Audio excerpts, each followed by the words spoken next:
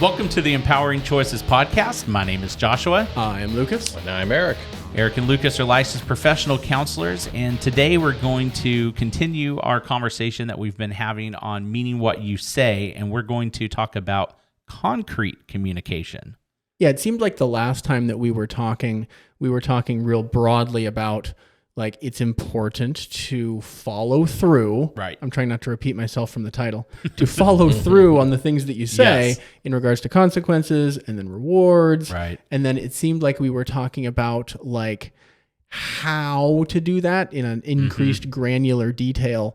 And then just getting down to the nitty gritty ways that you communicate with your kids, because maybe you would say, you could accurately follow the principles of the first portion by saying, if you get good grades, you'll get a reward. Right. Okay, great. And you can mean that and you can follow through on it. But the kid might be like, what am I going to get a pony? Are you going to bring me the moon?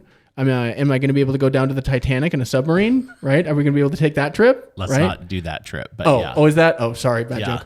joke. But yeah, being able to very specifically, I had a writing teacher whose comment was concrete something or others. Right? When you're writing, make them concrete, make them specific, add a level of detail, because it makes for good writing, and then it also like helps your child cue in on exactly what's going to happen, Right. and then their expectations can be set to reality. Yeah. Right? They're Because not thinking one thing and you're meaning another. Right. Yeah. It kind of, it's actually probably part of, maybe it's right here. It's right in the title, concrete communication. Good communication doesn't assume, right? Turns out that humans are really bad mind readers, right? So that if your kid thinks that, they're going to get a great prize if they get good grades, both of those details are fuzzy. Yeah. Right? Because the kid might think, great, if I get all C's, like C's are passing, right? That's good grades. And then I'll get a pony. So if I get C's, I'll get a pony. And the parent's thinking, you better get straight A's and maybe I'm going to give you a lollipop. Right. Right? And so that would definitely be, a mismatch in expectations, I suppose. To bring it into things that I've seen, a parent might say, if you do this, I will take you to the store and you will get to pick out a toy. Oh, man. And Now- by toy, the kid's thinking Xbox. And it could be because the child is being left to fill in which store, Right? Yeah. Yeah. Even which store. which dollar amount, Yep. which toy. Right. And when you drive them to the dollar store Right. to pick out the toy, Yeah. you are going to have a whole new set of emotions with that child. And the next time you say, if you get this done or if you do this, I'll take you to the store and you can pick out a toy, they're going to be like, yeah, no. Well, if the kid, their expectations weren't met, so that sends them into a negative emotional place. And then if they also think, something from the dollar store is just not worth my time. Exactly. Well, and if we go back to kids are up until 18, emotionally primary thinkers. So they're going to go with what's going to be a fun toy, what's going to be a great toy, what's going to be an exciting toy. And if the dollar store doesn't have those for them, or what you're thinking doesn't have that for them, that's why you may want to talk about that to begin with. Hey, name the store. Right. I'm going to take you to this store the next time we go grocery shopping, or when we're out on errands, we'll make that a part of the trip, and you'll have anything under $5. Right. And they wanted to go to Lowe's and buy their own riding lawnmower. Right. Yeah. So, you've got to kind of, because that can hurt us as parents and create more problems for us if we're not, really being specific in that. Now, if you're intentionally saying, if you get good grades for this year or this semester, I will buy you a pony. If you have no intentions or a ranch, don't make that promise. If you really are serious and you will buy them a horse, you will buy them a pony, that's great, because when they pony up with what it is You that were just dying to Indy. Will you bite him? Good grief. when they meet the expectations and they want to know where their pony is. I went through this as a child, and so you got promised a pony. I got promised a pony. I think they said, Maybe something. So you're and I took saying it there's a as chance. exactly. So you're saying, so I did what I needed to do, and I had the pony and the horse and the everything all picked out as to what it should look like. Right. And it was a Clydesdale. Oh no, Arabian stallion. Oh gosh. Yeah. Not quite as physically large, but certainly financially much larger. Nothing I would be able to handle at the age of 8. A pony would have been much better. Nothing I would be able to handle at this age either. You Sure, know, right. It just, but my mind filled that in. And I'm thinking of the ways that a creative parent might attempt to loophole that problem if they got themselves into it, right? Of like, you know, because we have lots of toy ponies in our playroom, right? And again, it's your face. I'm thinking of a creative parent trying to be like, no, I did the thing. And yeah, that would be, you missed the expectations, right? So you want to be very specific. You know, I had a girl who was a teenager, and she's earning money for her grades. And when she's getting towards the end, she's doing quite well. She has a nice pot of money, and she wants AirPods. And as they're moving towards the semester ending and her mom is going to give her the money, she lets her know, you're not getting AirPods. So the mom has promised money for grades. Yep. But then the mom is also attempting to stipulate, I'm going to control what you spend that money on. Correct. Okay, just checking. Yes. Which is just kind of, that's like an additional problem to the dynamic. She's giving her what she promised. The money for grades sounds like that part is concrete and meaning what you say. And when they got closer to the semester ending, mom made the stipulation, you will not be buying AirPods. And then the grades started to take a dive. Because there was still time for them to be able to. Right. And the girl's like, well, then what do I want to do this for? Right. Why am I here? Is dropping. You know, wisely, mom actually wanted to come in and talk about it. And her reasoning was she loses everything. And so what we talked about is you can still be true to allowing her to choose what she'd like to do with her reward. And this can be a new opportunity for her to be able to learn some new things in responsibility. You know, she's like, well, then if she loses one, I have to pay for it. Says who? No. And so we talked about that. You make these things very concrete. If you lose this, I'm not paying for this. You will actually have to use your next grade money or to replace that if that's what you want. But, you know, and so it works both ways, both with rewards and with consequences. Right. I've had teenagers, especially that, you know, they got grounded, and I'd say, okay, how long are you ground for? Until they decide I'm not. Which is a tool for the very beginning of a bad situation, but you better come up with something concrete to the kid fairly soon. You really need to. Exactly. I mean, if you're going to use it like that, then there's a lot of maybe safety components and issues that go with it. And it's got to be a rare use. Yeah. Because if you don't, it's going to be a useless thing. Yeah. And it wasn't providing any motivation whatsoever for these teenagers that are saying, I'm grounded until they decide whatever. They had lots of attitude. They didn't want to help out at home. They weren't doing chores. Well, they didn't know what to do. Grades were tanking. Yep. They had no idea how to solve the problem they were in. They just thought they were in a bottomless pit because they didn't know when their parents would decide to not be whatever. And so once we began to talk about how do you make this more concrete? Because, I mean, the parents said, well, what are we supposed to do here if we make it 2 weeks and, you know, he's showing us attitude, you know, we're just going to still give him, you know, he's going to be ungrounded. And I said, okay, what's he grounded for? Well, he's grounded because he has 3 Fs. Okay. So how about putting it in his hands and say, you are ungrounded when you bring your Fs up to what would you like it to be? Right. Whatever's reasonable. Both parents said A's.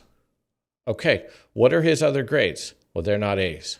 Okay, has he ever gotten A's? He's not really an A student. So his grounding will still go on forever. Right.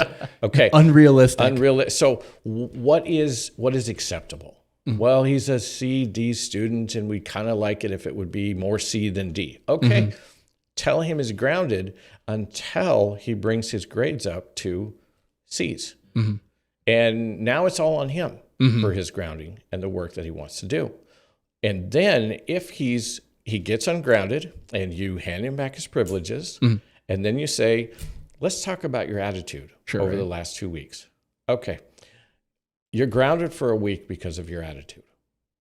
And so bring up your attitude, and then you'll be ungrounded in a week. Make them separate, make them tangible, make them something that the child can be a part of, can see where they need to change things. Because the more abstract you make it, then the harder you're really making it on yourself as parents. And particularly when you're talking about attitude, but that's another little sideline. You were saying something, Josh? Well, to me, the answer is pretty simple. I like to think of this as like Chuck E. Cheese. So you're going to have to elucidate or elaborate on that. So if you look at Chuck E. Cheese, when you take a kid to Chuck E. Cheese, there's a very clear business model of tickets and things behind the counter that you can get. Or if you think about any of these places where you go where there's things behind the counter. Are you talking about a token economy, John? So you walk in and you go, okay, the big thing is $200, the little thing is $5, the whatever. And as long as you have those tickets at the end of that time there, those items will be there. And they will be what they are. Nothing's going to change. I used to be in charge of about 100 kids at a church, and one of the things that I did was I used that system as a motivator for a pretty long period of time. We would do it for about 3 to 4 months, and we would hand out money. But what I had is I had a table set up, and it was very concrete. For 1,000 of our middle school bucks, Josh bucks, yeah, you can get this. For 10,000, you can get an iPad. For 15,000, we're going to take you in a limo on a night out to Dairy Queen and to the pizza place. And were those genuinely? Those things were that you genuinely off- the things. Wow. Yeah, and we did have my picture on. I think the $10 bill or something. But there you go. it was a very fun thing, and those kids absolutely loved it. And when we got to the end, we let them trade in that for those very concrete whatever things. they had. We did it. And then when I said, we'll do this again, they all were ready to go because they knew it wasn't a joke. You're really whatever. And the kids that didn't get as much money or didn't take it seriously were like, what? oh, man, yeah, dude's got an iPad. Right, this is actually happening? Yeah, here's the pictures. They went in a limo to Dairy Queen. I want to do that next time. And so, so I just think of it as that actually is a good thing. You don't walk in there and all of a sudden the rules change, or it's very like, oh, we'll bring us some tickets and we may give you something. Right. It's just very straightforward. And so I think the more as a parent you can follow that concrete logic. But yeah, I don't know, maybe this episode should have been titled The Chuck E. Cheese Model. No, Josh we'll have Bucks. that one coming up because Oh, that's right. I think we're planning on doing a whole thing on a token economy. Token economies. Yes. The research on People have token opinions about economies is great. I mean, and they're very, very motivating. And just so you know, we're not saying that as parents you need to have a limo ride to Dairy Queen or an iPad as a part of your reward. No, but because I've built lots of token economies that are you build it within the budget of your family, and it can also include more time on things that are already a part of your family: game systems, TVs, movies, time with mom and dad, family games, things that the child sees as rewarding. They may see an extra hour with mom or dad building Lego things as a huge reward in the week. What do you think? And I don't know the answer to this question. What advice would you have for a parent who finds themselves in the situation of they promised their kid a pony, and maybe they're 3/4 of the way through the thing, and they're observing that, oh, dang it, Susie's going to pull this off. Like, what advice do you have for that parent to try to most successfully rectify that situation? You're going to sit down with Susie and you're going to go, maybe I shouldn't have promised a pony, because it's not going to be something that can happen for these reasons. However, let's look at things that can happen. Let's realistically, I mean, obviously this is not the time where you say, okay, the dollar store pony is what I was thinking of. But, maybe going to places that have horses could be a part of that reward. Even getting to ride horses or get horse lessons if a pony is in there. Or what are the other things that your child is passionate about? Sure. Yeah. You say you were initially going, well, I can't buy you a pony, but what other Right. pony shaped things can we do? Right. Or you could Right. just go, what else would be good? Yep. Yeah, absolutely. It's going to be a maybe okay to very hard moment, because Right. I know with me when my parents were having that talk about, you're not getting a stallion. Oh, because you had it in your head. I had it in my head. Even if they maybe didn't quite exactly promise that. Exactly. You were locked in. We had a quarter of an acre. Come on, that's enough. That's enough for an Arabian stallion. It's fine. Right. It's Doesn't- fine. And a good portion of that was even a huge garden. And, in my mind, if he ate it all, I didn't have to weed it, because he'd eat the weeds too. So there was a lot that was built up in my mind. You were set up. He was going to take care of my chores, that's for sure. And so you're going to have that conversation. And, when emotions come back down, you can Right. still have reminders of, listen, you really have wanted, that drone that you've been talking about. That's something that we could do, and just reshape the whole thing. And then in the future, don't start with a pony. Yeah. Right. Yeah. Learn from, yeah.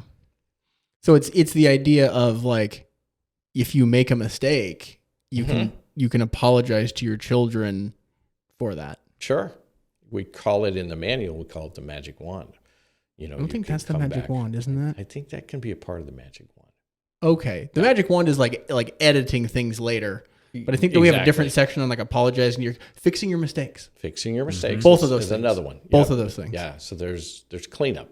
Totally. So yeah, if you're wondering what the manual is and all these things we're talking about, they're all part of our app and our website, empoweringchoices.community, or in the App Store, you can search Empowering Choices Parenting.